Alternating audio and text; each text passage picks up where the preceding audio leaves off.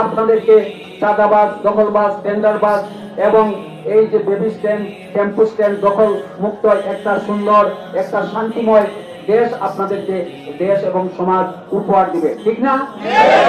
আলহামদুলিল্লাহ।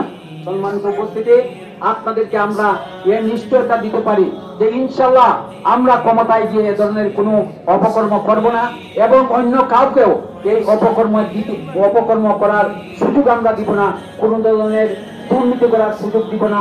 আমরা সব ধরনের দুর্নীতি ইনশাল্লাহ বন্ধ করব।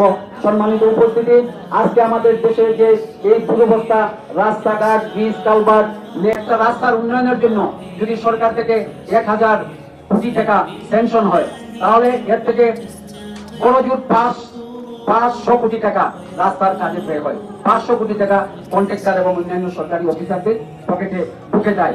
আর এই 500 কোটি টাকায় যে রাস্তা হয়, সে রাস্তায় 1.5 থেকে 2 বছর, এরপরে রাস্তা নষ্ট হয়ে যায়, ঠিক না?